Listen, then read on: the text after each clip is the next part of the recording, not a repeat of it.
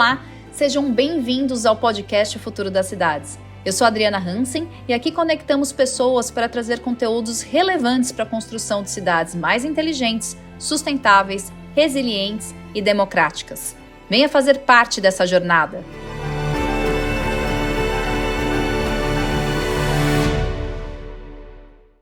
Sejam muito bem-vindos a mais um episódio do podcast O Futuro das Cidades, que está sendo gravado hoje aqui no Salma Tower, no meio da Faria Lima, um projeto LEED Platinum. Então não se assustem se vocês escutarem algum avião ou helicóptero aqui durante a nossa conversa, para falar com Roberto Aflalo, sócio do escritório Aflalo Gasperini, que foi quem desenvolveu o projeto arquitetônico desse edifício, para conversar sobre sustentabilidade, para falar sobre inovação em arquitetura. E eu não poderia deixar de agradecer aos patrocinadores da nossa segunda temporada, Sebrae, 3M, Braston e Roca Tintas. Roberto, muito obrigada de ter encaixado um tempinho aí na sua agenda para a gente poder conversar entre indas e vindas para saber como que a gente ia conseguir gravar esse episódio com esse barulho de fundo. Enfim, é um grande prazer tê-lo aqui com a gente no podcast Futuro das Cidades. Muito obrigado, Adriana. É uma honra estar aqui no seu programa. Bacana, a gente acompanha e vamos lá, vamos conversar. Roberto, conta um pouco da sua trajetória e da trajetória do escritório da Aflalo Gasperini. Vocês que estão há mais de 60 anos no mercado, tem muita história, muito projeto inovador que foi desenvolvido. Fala um pouco sobre o que vocês vêm desenvolvendo ao longo desses anos e da sua trajetória profissional. Então, como você falou, o escritório está com 63 anos, fundado em 62, pelo Roberto Aflalo, meu pai, Giancarlo Gasperini e o Plínio Croce. Eles se uniram para fazer um projeto de um concurso na Argentina, em Buenos Aires, concurso internacional muito importante, ganharam o concurso. O projeto, enfim, o edifício nunca foi construído, mas foi a semente fundamental do escritório. E hoje em dia nós estamos já na terceira geração. Eu e o Luiz Felipe, meu sócio e primo, somos a segunda geração, e o José Luiz e a Graziele já são a terceira geração do escritório. E basicamente nós fazemos projetos de arquitetura em qualquer escala. Temos projetos desde pequenas, até um eventual mobiliário, até um empreendimento de 600, 800 mil metros quadrados de área construída. No nosso currículo nós vamos ter muitos projetos institucionais, mas a base do currículo do nosso trabalho é em relação ao mercado imobiliário, que é aquilo que de fato constrói a cidade. Olha o avião. A Aflalo tem muita sorte que desde o início da minha atuação na área de construção sustentável eu cruzei com projetos que vieram da Aflalo Gasperini, né? Então, o Eldorado Business Tower, o Rocha Verá, foram os primeiros projetos que eu tive a honra de participar, ajudando numa consultoria de sustentabilidade, buscando a certificação LEED. O Eldorado, que foi o primeiro LEED Platinum do Brasil, e a Aflalo, a Gasperini, sempre muito envolvida em projetos que têm desempenho ambiental, né? Que tem essa preocupação de trazer um diferencial, um olhar para o meio ambiente. Conta um pouco desses projetos e como que a Aflalo Gasperini e você atuam nessa vertente da sustentabilidade. Vamos entender um pouco o que é sustentabilidade. Você citou o Eldorado Business Tower e eventualmente Rocha Verá, que foram os precursores aqui da certificação no Brasil.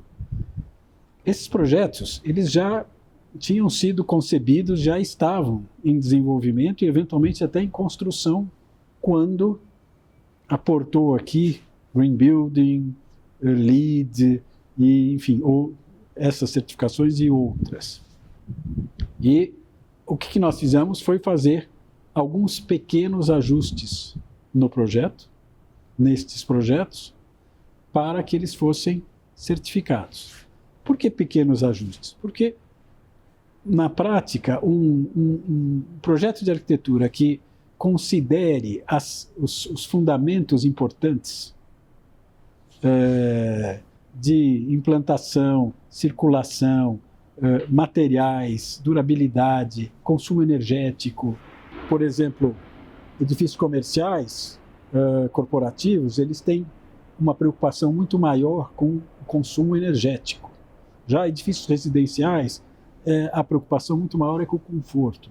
Mas, enfim, dentro de um bom projeto arquitetônico, muitos desses fundamentos já existem.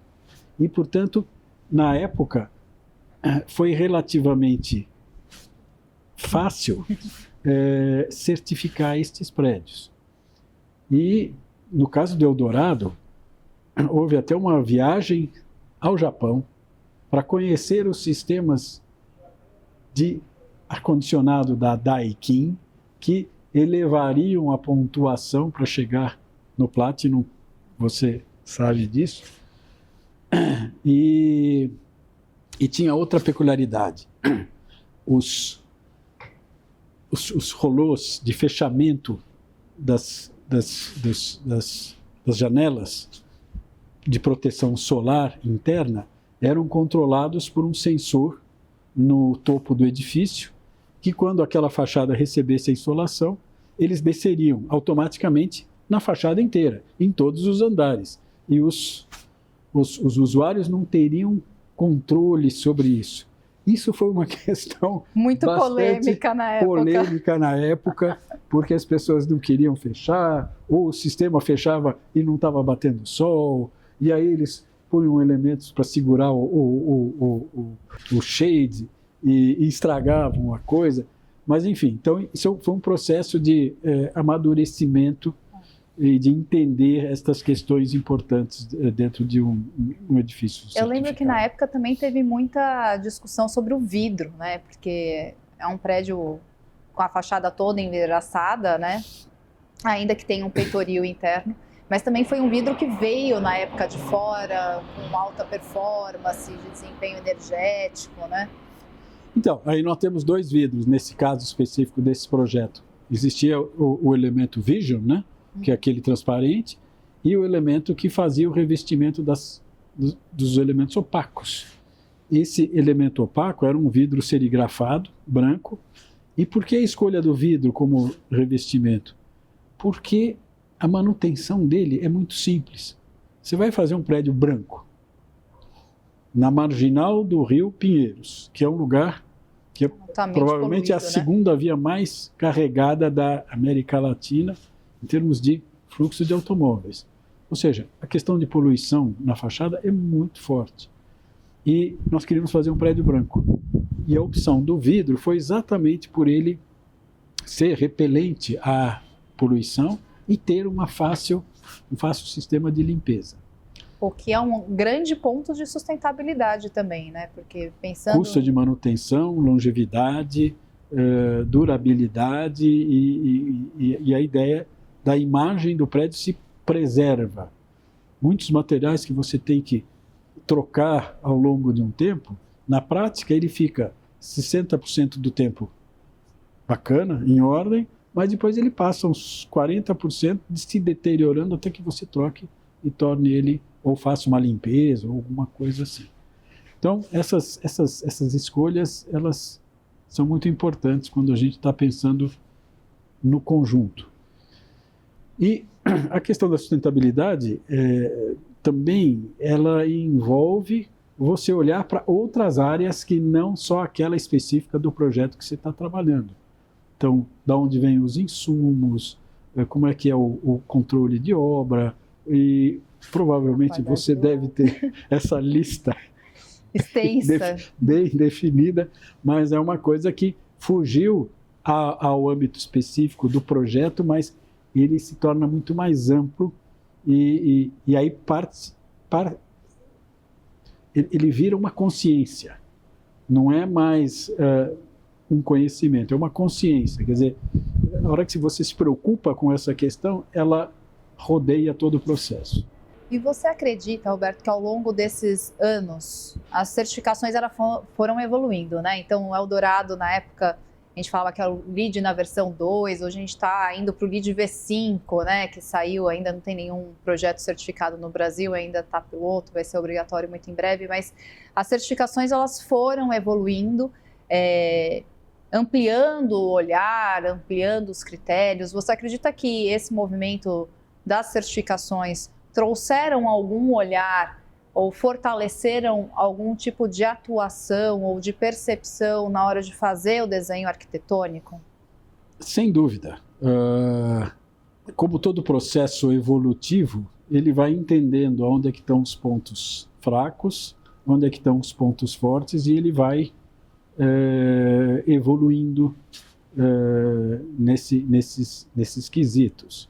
Hoje em dia a gente tem, de uma forma muito mais contundente, quando vai projetar um prédio, incluir certas questões que eventualmente a gente não incluía antigamente. Por exemplo, essa questão do verde.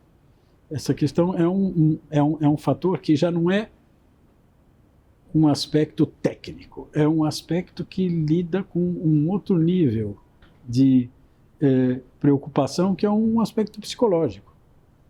Você está sentado ao lado de um jardim, ou ter jardineiras, ter a presença do verde próximo do ambiente de trabalho ou do ambiente de moradia, numa cidade densa, construída, árida, faz muita diferença.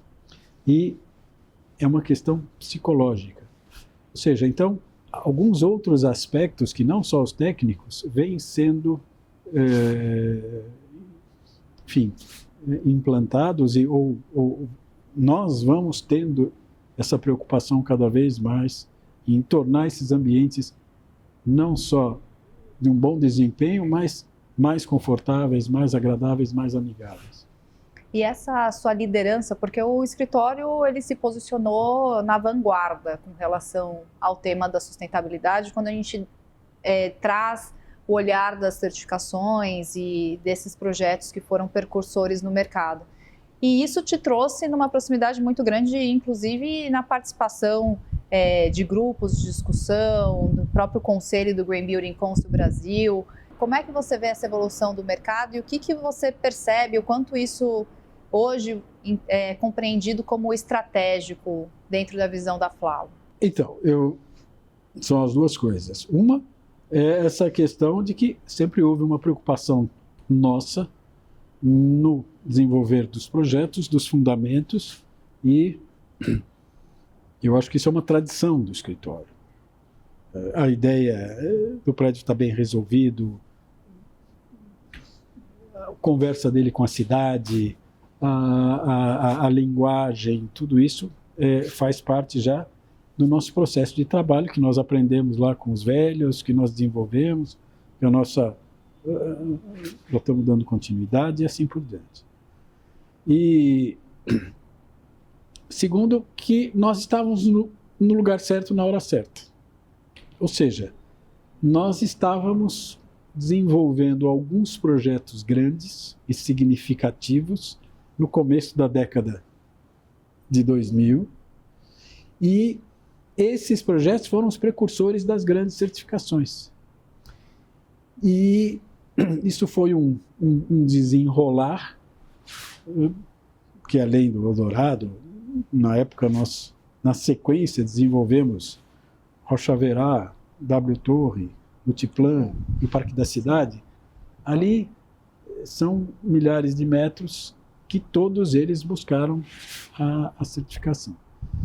E óbvio que outros projetos em outras áreas, mas então nós estávamos no lugar certo, na hora certa, e acabamos tendo essa quilometragem de prédios certificados acima vamos dizer, do normal. Todo edifício ele traz um impacto urbano, sem dúvida, mas a FLAU ela tem alguns projetos especiais, né? Você citou o Parque da Cidade, tem um outro projeto que eu confesso que na hora que eu fui dar uma estudada eu não sabia que era de vocês, que é o Parque Juventude, onde era o antigo Carandiru. como que é o desenvolvimento desses espaços urbanos? Porque são novas centralidades, novos usos a áreas, no caso, né, um presídio, o Parque da Cidade era uma fábrica deteriorada, num terreno contaminado. Como que é desenvolver algo que traz tanto impacto urbano nessas grandezas?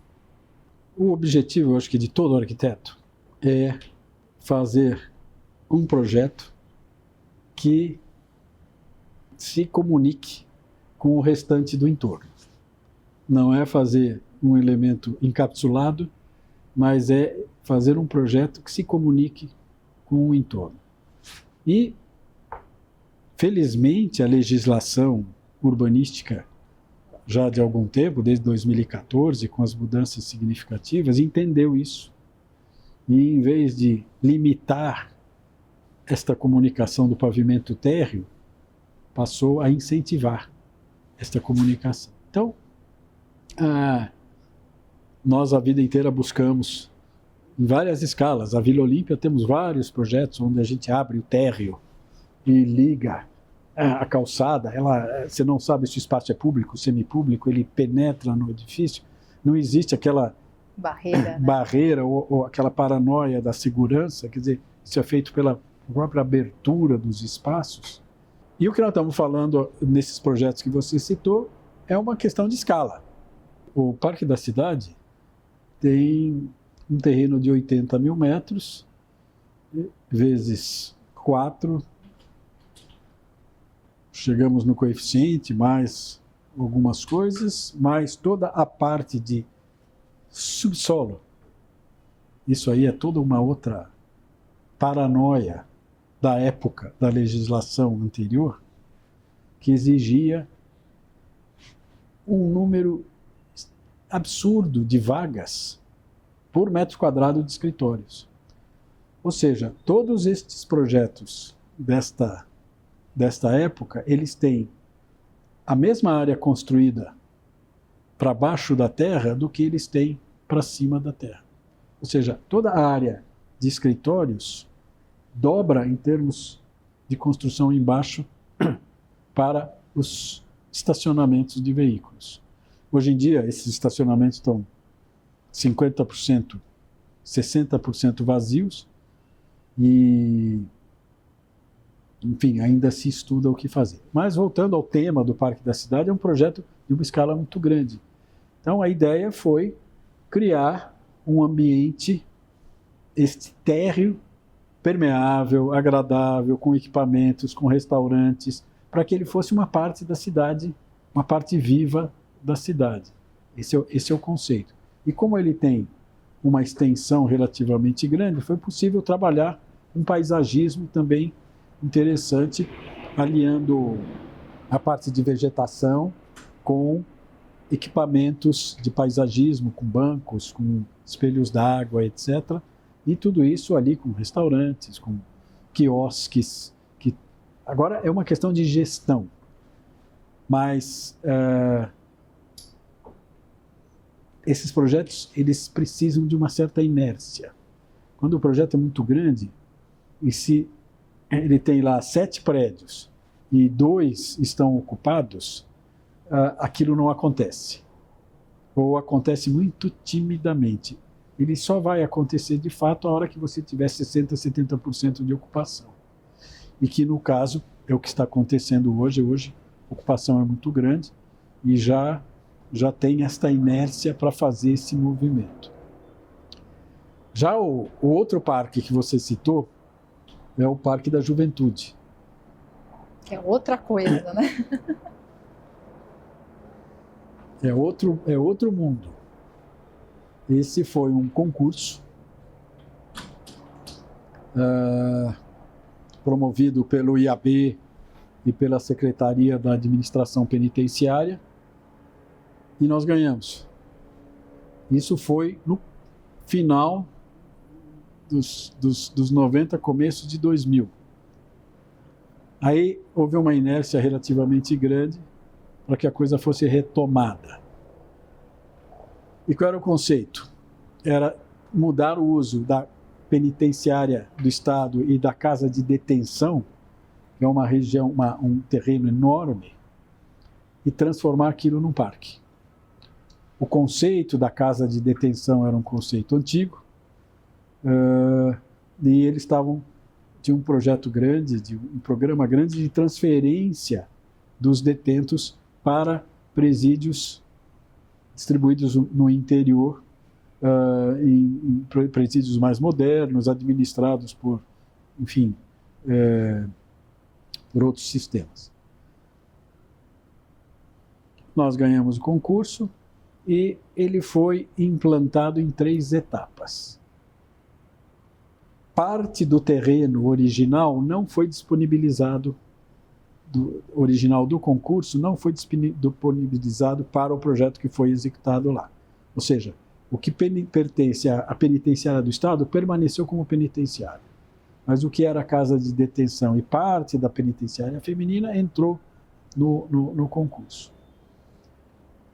E o nosso objetivo foi transformar uma área que era de exclusão das pessoas da sociedade com uma carga muito negativa, psicológica, aquelas visitas, aqueles problemas seríssimos que aconteciam lá na casa de detenção, num local de inclusão. Ou seja, o ganho, o diferencial foi muito grande, porque nós partimos de uma coisa muito negativa para alguma coisa muito positiva, que era um parque numa escala urbana, como a escala de São Paulo. E então é outra cabeça.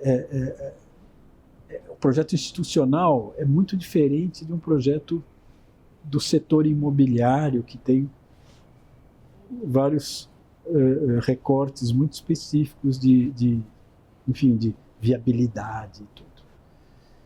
E, como eu falei, o parque foi dividido em 3 fases. Nós trabalhamos junto com a arquiteta Rosa Clias, que foi o escritório de paisagismo, que desenvolveu os conceitos interessantes do parque. E o parque foi desenvolvido, então, como o setor que nós chamamos de esportivo, onde foram implantadas quadras de esporte em geral. O Parque Central, que basicamente era uma área de contemplação e verde, e aonde foram preservados os muros da antiga penitenciária, o que seria a futura casa de detenção, que são muros altos com passadiços que ficam no meio das árvores, e isso virou uma experiência para o usuário ali passar lá em cima e ver por cima, etc. E o parque institucional, onde estavam os edifícios. A maior parte dos edifícios foi demolida, mas 2 edifícios permaneceram. Na verdade, eram para permanecer 4 edifícios, com programas bastante distintos, mas sempre programas de inclusão social. Então, seria um prédio para dança, artes cênicas e música, um outro para prevenção de saúde, um terceiro seria uma escola, uma FATEC, e teria mais um 4º edifício. Em algum momento, o governo resolveu que iria demolir 2 desses prédios. Então, nós propusemos, para que a gente não perdesse a ambiência urbana da entrada do conjunto, que era uma grande praça, mas ele precisava de 2 fachadas para criar essa praça. Se ele não tivesse essa fachada, aquele espaço se perdia. Nós propusemos um pavilhão que ficaria assim, 1/10 do custo da reforma dos 2 edifícios, e propusemos um pavilhão que seria um pavilhão usado para exposições e estaria vinculado à utilização do parque propriamente dito e às atividades aqui e ali. O que ocorreu foi que o tal pavilhão, o governo não tinha o software para que isso funcionasse direito, ou seja, não tinha dentro das secretarias ali essas atividades ou alguém que coordenasse e promovesse essas atividades. Então ele ficou relativamente subutilizado, até que a Secretaria de Cultura, uma pessoa específica, estava desenvolvendo um programa de uma biblioteca inclusiva, interessante, moderna, dinâmica, baseada em modelos de uma biblioteca de Santiago, que está mais para uma livraria moderna que você interage com as coisas, etc. E trouxe essa demanda, nós montamos a equipe outra vez, com a Universi, com o Dante Della Mana, e demos uma transformada no edifício para a biblioteca, que virou a Biblioteca de São Paulo. E também foi uma mudança mínima, basicamente uma mudança de equipamentos e layout interno, porque o prédio se encaixou perfeitamente para o uso. Então tem umas coisas que a gente, às vezes, precisa de um pouco de sorte ou coisas, mas foi uma sacada boa. Eu acho que esse pensamento nas pessoas e nos usos dos espaços, né? Acho que esse olhar que vocês trazem para todo o desenvolvimento do projeto, seja o Parque da Juventude, seja o Parque da Cidade, que são situações completamente distintas, mas que se conectam pelo esse olhar das pessoas, né? Você sabe que eu frequento muito lá o Parque da Cidade, e hoje em dia tem até uma garça que é um mascote, já porque tem nome. A gente ainda não deu, eu estou pensando em apelidá-la de branquinha, bem branquinha, ela é bem bonitinha, e ela todo dia de manhã e à tarde passa lá no parque para comer algum peixinho do lago. E ela já virou um mascote, todo mundo conhece a garça, tem vários registros fotográficos dela, e é interessante quando a gente traz e incorpora esses elementos naturais. A gente falou, né, aqui desses jardins que a gente tem nesse prédio, o quanto que isso retoma a vida dos espaços, né?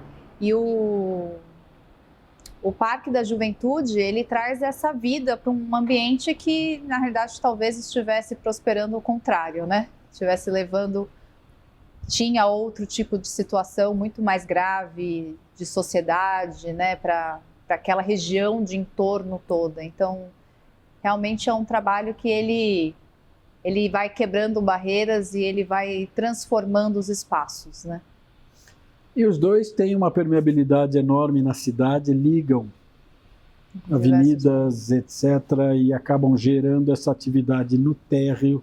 Esse pavimento térreo é o grande mote dos projetos, desenvolver um bom pavimento térreo. E, apesar de serem assuntos completamente diferentes, eles têm alguma coincidência nesses aspectos. Roberto, você trouxe um ponto na sua fala quando você comentou sobre o Parque da Cidade a respeito da grande área de estacionamento.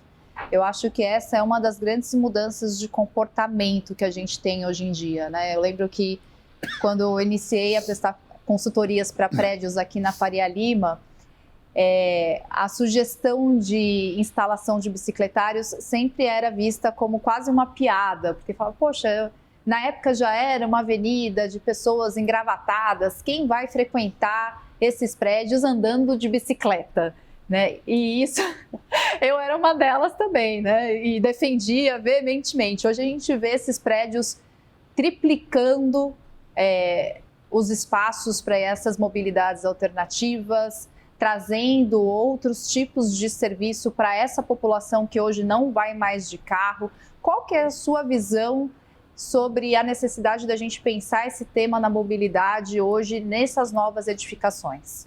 Eu sinto isso na pele, porque no meu deslocar urbano, 80% dele eu faço de bicicleta. E, obviamente, é uma bicicleta elétrica, porque senão você chega numa reunião, etc., que não dá para... E muitas vezes eu vou em certos edifícios em que eu tenho dificuldade para achar onde é que está o bicicletário, não tem informação, é um lugar super precário, etc. Nós não estamos de jeito nenhum adaptados à vida de bicicleta. E a vida de bicicleta não é fácil, porque a cidade de São Paulo tem poucas ciclovias. fala num fim de semana, onde as vias são fechadas e cria ciclovias, isso é bacana, mas é uma coisa de lazer que funciona nos fins de semana. No dia a dia, se você for pautar a sua vida para uma circulação de bicicleta, não é tão simples.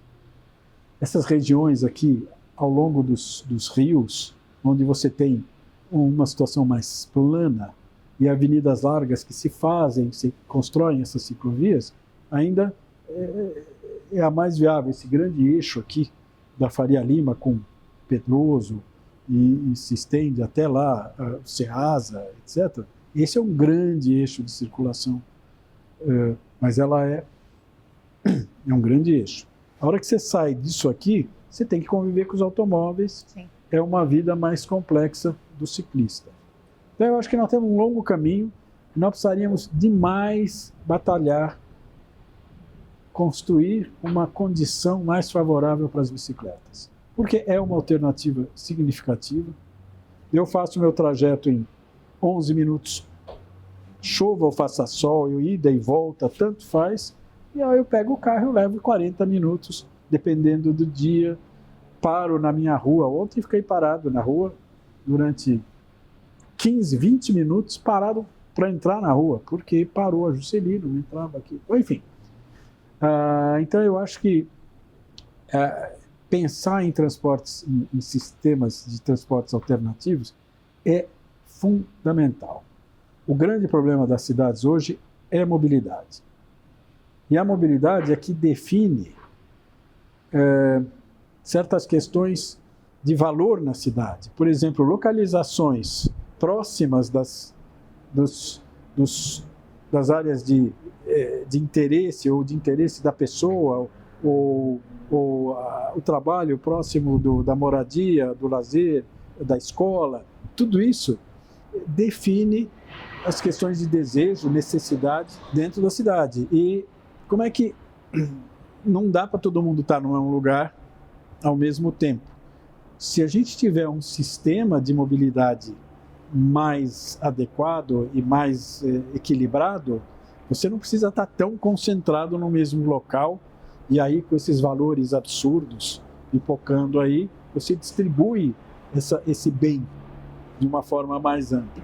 A mobilidade, eu entendo que você nunca vai resolver com a bicicleta, com o metrô, ou com o carro aéreo que nós estamos falando agora. Você vai ter uma sobreposição de modais diferentes. E eu acho que isso é que faz o processo funcionar bem, porque algumas pessoas, vamos dizer, certos destinos, ou pela própria vontade da pessoa de andar de um tipo de veículo ou de outro, etc., são muito distintas. Mas se você tiver essa sobreposição, você vai conseguir montar uma série de encaixes e ajustes, etc., que acabam tornando a coisa mais viável. Esse prédio aqui em especial, eu lembro que eu fiquei muito feliz quando eu recebi a primeira versão da planta de vocês, porque tem no primeiro subsolo toda uma área muito bacana destinada a esses outros modais, né? Eu vejo que isso já é uma característica, uma assinatura da Flalo nos projetos que desenvolve hoje, né? Esse cuidado com esse espaço para que ele seja de fácil acesso, né? Que seja seguro, né? Como você trouxe, às vezes a gente chega no empreendimento, a gente não sabe onde é o bicicletário, ele fica no fundo, você faz vários cruzamentos com veículos no meio desse caminho, com diversos riscos. Até aconteceu já um acidente aqui na Faria Lima, né? Com um ciclista entrando no estacionamento que levou uma cancelada na cabeça. Pensar essa mobilidade, esse cuidado no olhar é fundamental, porque os prédios eles precisam estar prontos para essa evolução, né? Assim como alguns anos atrás não tinha essa ciclovia na Faria Lima e hoje tem, possibilitando você ir de uma ponta Faria Lima até o Parque Vila Lobos, né? Então é uma assinatura hoje da Flalo esse cuidado com os modais. Eu estive recentemente em Bogotá e Medellín. E nós fizemos uma viagem com um grupo de arquitetos, amigos, ex-colegas de várias partes do mundo, que se encontraram ali para celebrar a amizade, mas com um propósito de conhecer as cidades e as benfeitorias e toda a evolução urbana destas duas cidades nas últimas duas décadas. Medellín foi uma coisa impressionante, o que eles conseguiram em termos de qualidade urbana, arquitetura, verde. Bogotá veio pesquisar o nosso BRT aqui do Rio de Janeiro. Jaime Lerner, de Curitiba, e implantou, inclusive tinha lá na estação modal da onde saem os teleféricos que vão para as comunidades no morro, um imenso bicicletário, fantástico, com todo de vidro, um negócio assim. E é interessante. Então, o pessoal veio aqui aprender com a gente, agora a gente vai lá aprender o que eles já evoluíram, como eles fizeram, etc. Óbvio, nós temos bicicletários interessantes aqui, metrô e tal, mas fiquei muito impressionado com a qualidade deles lá. O que você traria de lá para cá? Uma boa arquitetura. Todos os prédios públicos têm uma qualidade arquitetônica invejável. Eles vão assim às últimas consequências. São arquitetos, às vezes jovens,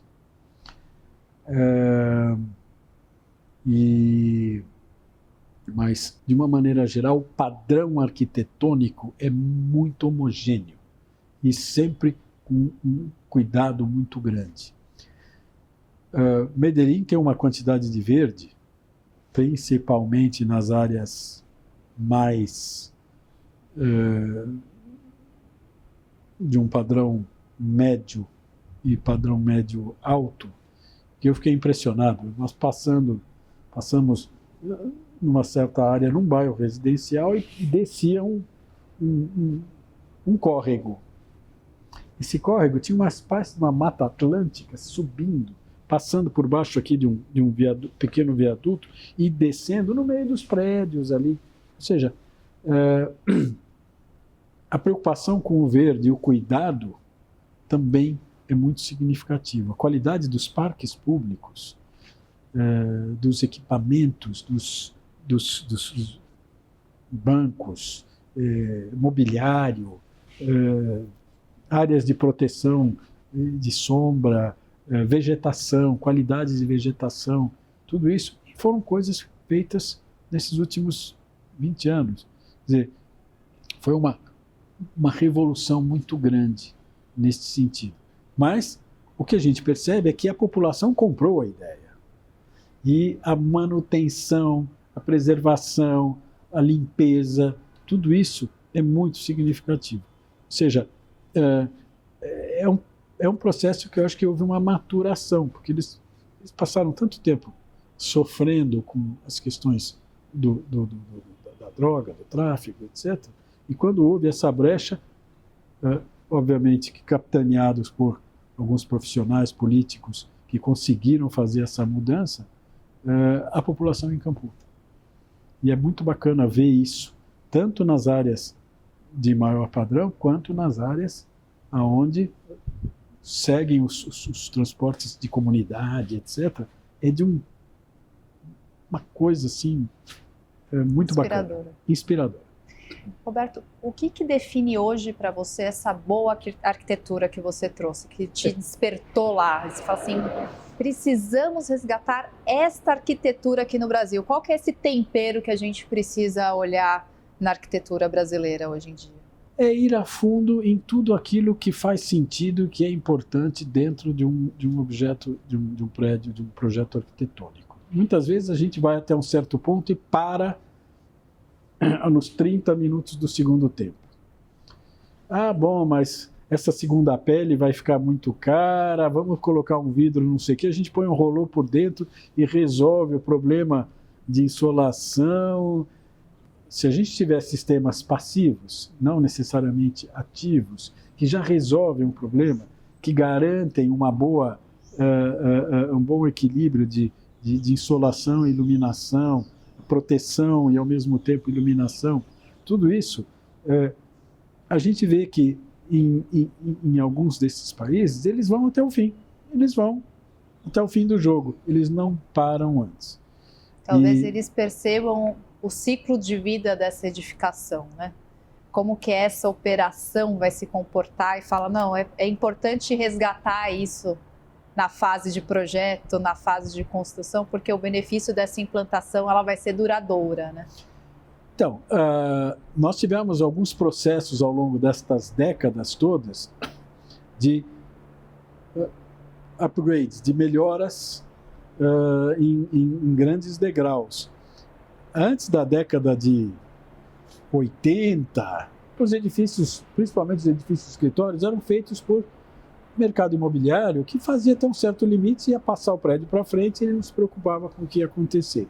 Aí surgiram os fundos de pensão como os grandes investidores. Os fundos de pensão tinham que manter o prédio por um bom tempo. Então, alugar um prédio com um custo alto de manutenção diminui muito o valor da locação, porque no final das contas é o combo que interessa para quem vai alugar. Já houve um upgrade. Depois tivemos aí todos os build-to-suits de grandes empresas, etc., que têm uma visão próxima das sedes internacionais e acabam também trazendo um upgrade significativo. O caso mais importante para nós foi o caso do Citibank, ali na Paulista, Sim. que trouxe muita tecnologia numa época que o Brasil era fechado para as importações. E toda essa tecnologia, esse conhecimento na área da construção civil, acabou se espalhando por toda a construção brasileira. Onde eles trouxeram o know-how e não necessariamente os elementos prontos. Isso foi muito bacana. E agora a questão da sustentabilidade, ela é não só uma questão de conforto, de bem-estar, mas é uma questão econômica. É você não fazer um braço de ferro com a natureza. Quanto mais esse braço de ferro faz força, mais atrito ele gera, mais energia ele gasta e custa mais caro. Ou seja, você tem que investir um pouco mais, que às vezes nem é esse absurdo, não é uma questão de valor, é uma questão de inteligência de projeto e de soluções, e que você diminui esse braço de ferro e você vai ter um equilíbrio muito maior com a natureza.